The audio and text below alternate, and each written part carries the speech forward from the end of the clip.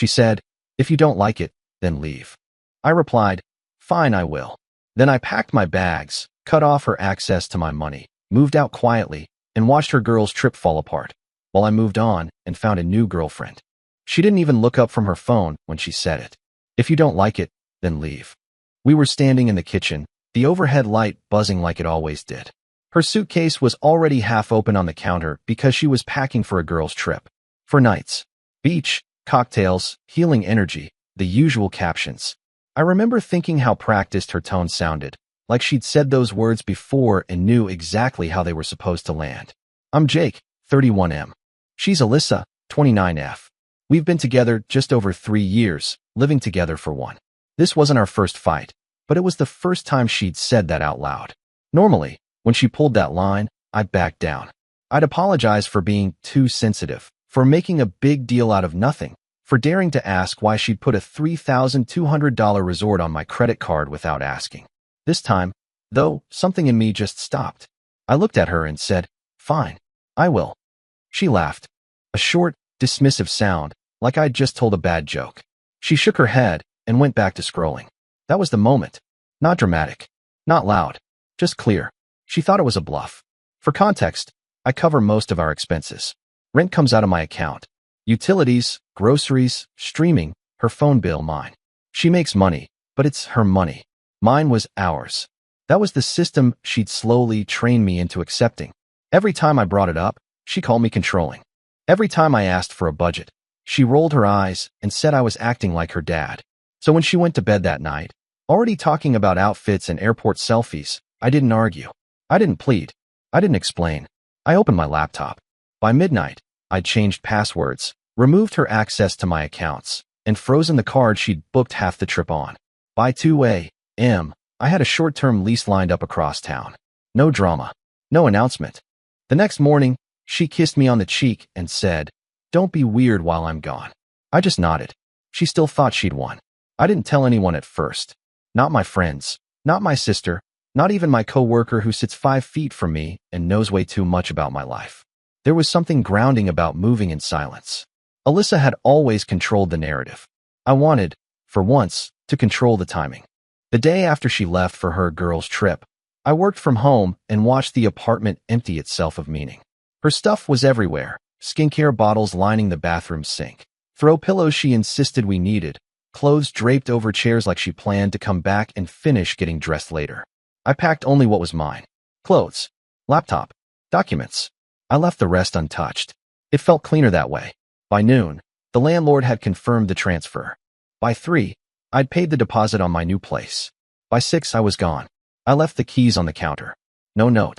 I'd learned that explanations just gave her something to argue with. That night, my phone buzzed. Alyssa, posting stories. Airport margaritas. Much needed reset. I watched without reacting. An hour later, a Venmo request came through. $420. Caption: Tulum vibes aren't cheap, LOL. I declined it. 10 minutes after that, the text started. Did you seriously turn off the card? Jake, this is not funny. Answer me. I didn't.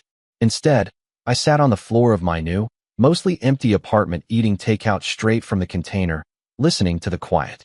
No buzzing lights. No passive-aggressive sighs. No walking on eggshells because she'd had a bad day and needed someone to blame. Around midnight, she called. I let it ring out. The next morning, I woke up to missed calls, unread messages, and a group chat screenshot forwarded from one of her friends. Apparently, the hotel was having issues with payment. Apparently, Alyssa was embarrassed. Apparently, this was somehow my fault. What got me wasn't the anger. It was the assumption. She still thought I'd fix it. By day 2 of the trip, her tone changed. The angry messages slowed and got replaced with panic dressed up as sarcasm. So you're really doing this? Hope you're enjoying your little power trip. Then, inevitably, the guilt. I don't know why you're punishing me. That one almost made me laugh. Almost. I didn't respond. I muted her thread and went about my day like I hadn't just detonated my own relationship. Work was easier than I expected. I'd always thought heartbreak would make everything harder, but there was a strange clarity to it. No background anxiety about what mood she'd be in when I got home. No mid-meeting texts asking why I hadn't liked her Instagram post yet. I finished tasks early. Took a walk on my lunch break. Noticed the weather for the first time in months. That afternoon, Her girls' trip officially unraveled. One of her friends messaged me directly. We'd never talked one-on-one before. Hey, Alyssa's freaking out. Do you know what's going on with the hotel? I stared at the screen for a long second, then replied with the truth. We broke up. Typing it made it real. Apparently, no one on that trip had budgeted for anything. Alyssa had fronted the bookings on our card, promising to sort it out later. Without access to my money, everything stalled. No spa day. No boat excursion. One girl had to cover dinner and was pissed about it. Another started making passive-aggressive jokes about financial planning. Alyssa posted less after that. The glossy stories stopped. By the third night, there were none at all. That's when she finally sent the message that mattered. Can we talk when I get back? I think we both said things we didn't mean. I stared at it for a while. I thought about all the times I'd swallowed my words to keep the peace. All the times she'd told me I was lucky to have her. All the times I'd stayed quiet because leaving felt harder than staying. I typed back one sentence. There's nothing left to talk about. I blocked her number after that. Not out of spite. Out of self-respect. The funny thing is, I didn't feel victorious. I felt done. And for the first time, that felt enough. She landed 3 days later. I know because my sister texted me a screenshot from Instagram before I'd even finished my coffee. Alyssa, standing in baggage claim, sunglasses on indoors, captioned, home. Exhausted. Processing. Comments full of hearts, and you okay, babe? Like nothing had happened. An hour after that, she showed up at the apartment. My old apartment. I wasn't there, obviously. But the building has one of those front desk concierges who recognizes everyone. According to him, he emailed me later because I'd already updated my emergency contact. She was confused. Then annoyed. Then loud. She kept saying, he lives here. Like repeating it would make it true again. When she finally got into the unit, the reality hit her all at once. Half the closet empty. My desk gone. The extra monitor missing. No laptop charger on the couch. No shoes by the door except hers. Just space. That's when my phone lit up again. Unknown number. I didn't answer, but the voicemail came through anyway. Her voice was different. Not sharp. Not sarcastic. Small. Jake, this isn't funny anymore. I don't know what you think you're proving, but you're taking this too far. We can talk like adults. You don't just disappear. I listened once, then deleted it. By evening, she'd figured out what mattered most. Not me, my money. She emailed. Subject line, we need to be practical. She wanted access, temporarily, just until she got back on her feet. Rent was due. Her credit card was maxed. The trip had cost more than she expected. She reminded me, very helpfully, that I made more than her and that I always said we were a team. I replied with one sentence. Teams don't give ultimatums. That was it. I blocked the email too. The next weekend, I went on a date. Nothing serious. Coffee, conversation, no history. I didn't talk about Alyssa. Didn't need to. It felt like stretching a muscle I'd forgotten I had. Meanwhile, Alyssa was telling anyone who'd listened that I'd abandoned her. That I'd had some kind of breakdown. That she'd dodged a bullet. Maybe she was right. But for the first time, I wasn't bleeding anymore. The first time I saw her after everything, it was accidental. I was at the grocery store near my new place, standing in the cereal aisle debating between being healthy and being honest, when I heard my name said the way she used to say it when she wanted something. Soft. Careful. Performative. Jake. I turned before I could stop myself. Alyssa looked smaller. Not physically, just energetically. No makeup. Hair pulled into a messy bun she used to call her don't perceive me look. She was holding a basket with exactly 3 things in it. Instant noodles. Energy drinks. A frozen pizza. She smiled like we were running into each other after a normal day. Oh my God, she said, stepping closer. I've been trying to reach you. I know, I said. One word. Neutral. Her smile faltered for half a second. Can we talk? I looked at my card. Then at her. There's nothing to talk about. That's when the edge came back. So that's it, she snapped. You just cut me off like I never mattered? I didn't raise my voice. I didn't sigh. I just said, you told me to leave. She scoffed. You know I didn't mean it like that. I did, I replied.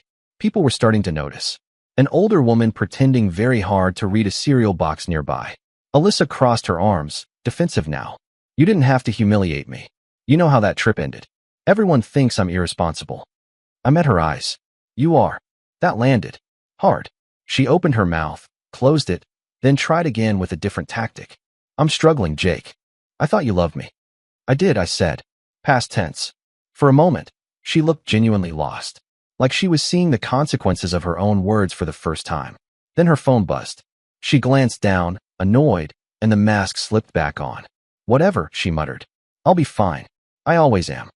I nodded. Good. I walked away before she could say anything else. That night, I went on another date. Different woman. Dinner this time. Easy conversation. No tension. No testing boundaries, just to see how much I'd bend. When I got home, there was a notification waiting. Alyssa had posted a long story about outgrowing people and knowing your worth. I muted her for good. She'd told me to leave. I finally listened. 2 weeks after the grocery store run-in, the silence around Alyssa got louder. No texts. No emails. No fake, just checking in messages from her friends. At first, I thought she'd finally accepted it. That she'd spun her version of the story enough times to convince herself she was fine and moved on. Then I got a notification from my bank. Someone had tried to log into my account. Wrong password. 3 attempts. Location flagged from her neighborhood. That was the thing about Alyssa. She never handled losing control well. When charm didn't work and anger failed, she defaulted to entitlement. In her mind, what was mine had always been hers. I'd just revoked the permission she assumed was permanent. Later that day, my sister called me. She showed up at Mom and Dad's, she said without preamble. Apparently, Alyssa had driven over unannounced, tears ready, story rehearsed.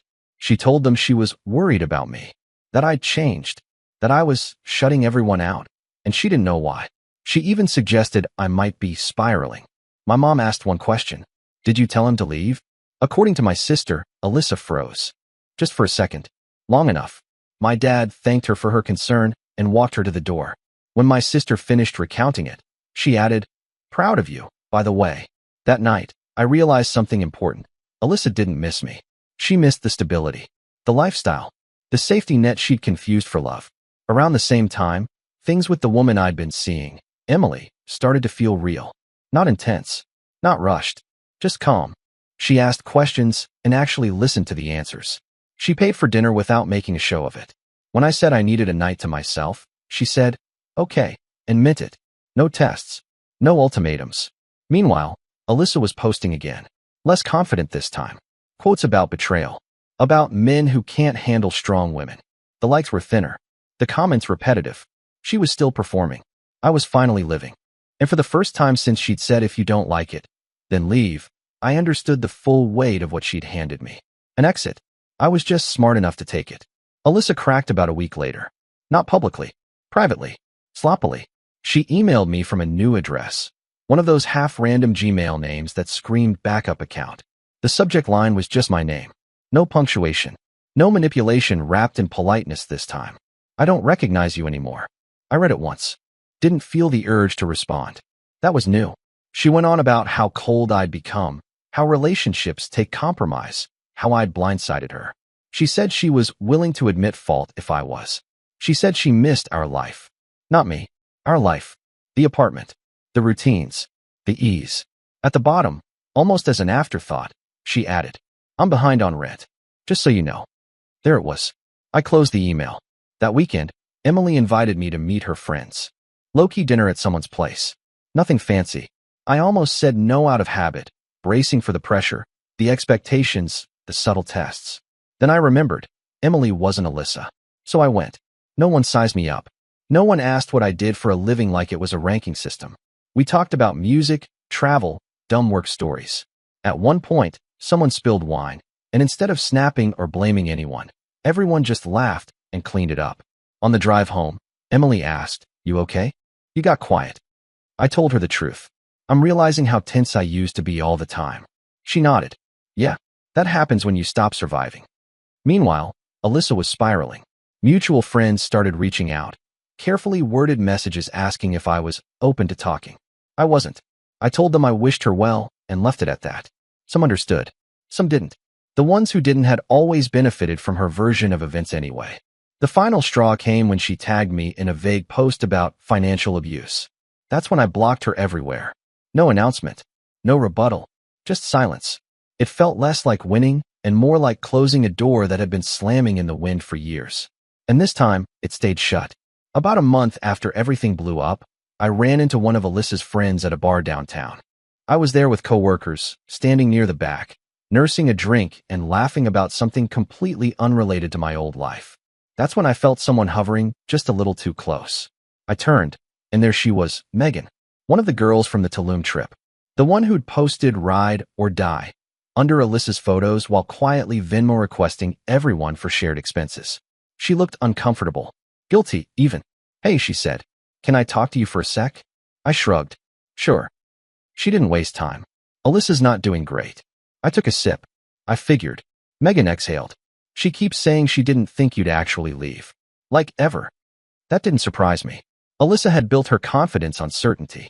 Certainty that I'd always stay. Certainty that threats worked. Certainty that love meant endurance, not choice. She thought you were just mad, Megan continued. That you'd cool off.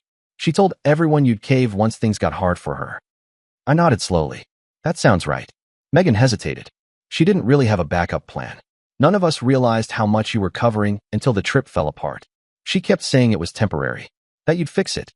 There it was again. Fix it. I didn't feel angry hearing it. Just detached.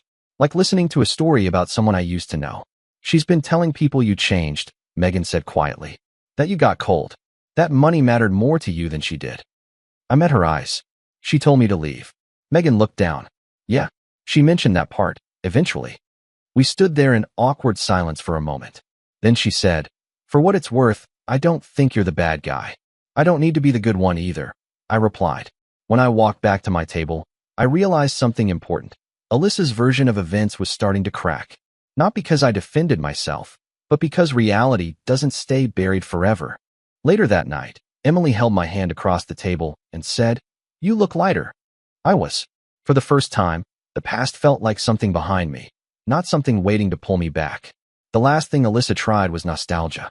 It came in the form of a package left at my door one Tuesday evening. No return address, but I knew immediately. Inside was a shoebox wrapped in the kind of tissue paper she used for sentimental things. Photos, ticket stubs, a hoodie I'd lost 2 winters ago. On top, a folded note in her handwriting. I found these while cleaning. Thought you'd want them. I still don't understand how we got here. I sat on the floor for a long time with that box open in front of me. Not sad, not angry, just observant. It felt like looking through someone else's memories. A couple that existed, sure, but one that only worked because one person kept shrinking to keep it alive. I put the hoodie in the donation pile. The photos back in the box. Then I threw the box away. That same week, Emily officially became my girlfriend. No big speech. No defining the relationship talk that felt like a negotiation. We were cooking dinner together, and she said, so, we're doing this, right? I said yes. That was it. What surprised me most wasn't how easy it felt. It was how quiet my mind was. No background calculation. No bracing for conflict. No wondering if I was about to be punished for having an opinion. Alyssa didn't take the silence well. She tried one last time through a mutual friend, asking if I'd at least tell her why. I told them the truth. She already knew. I didn't know her a better explanation than the one she'd given me herself. If you don't like it, then leave. Those words had finally finished echoing. I realized then that Alyssa hadn't lost me because I was cruel or sudden or cold. She lost me because she was certain I wouldn't go anywhere. And certainty like that kills respect. I went to bed that night, next to someone who didn't see love as leverage. That was the real ending. A few months later, I heard the final update secondhand. Alyssa had moved out of the apartment she couldn't afford alone. She was back at her parents' place, temporarily. The girls' trip group chat had gone quiet. One of the friends stopped talking to her altogether after a money-related blow-up. Another quietly apologized to me over DM for taking sides without knowing the whole story. I didn't respond. Because here's the thing no one tells you when you finally leave. Closure doesn't always come from a conversation. Sometimes it comes from watching someone live with the consequences of the words they were so confident saying. If you don't like it, then leave. She said it because she thought I was trapped. Because I'd always stayed. Because I'd always softened first, paid first, apologized first. She didn't realize that ultimatums only work when the other person is afraid of losing you more than they're afraid of losing themselves. I wasn't anymore. Emily and I moved in together slowly. Intentionally. Separate finances. Clear boundaries. Mutual respect. The boring, healthy stuff Alyssa used to mock. No tests. No threats. No power plays disguised as confidence. One night, months later, Emily asked me, do you ever miss her? I thought about it honestly before answering. No, I said. I miss who I was before I started shrinking. She nodded like she understood exactly what I meant. The irony is, Alyssa got exactly what she asked for. I left. I didn't fight it. I didn't come back. I didn't rescue her from the fallout. And I didn't regret it for a second. Sometimes the strongest thing you can do is take someone at their word and walk away without looking back.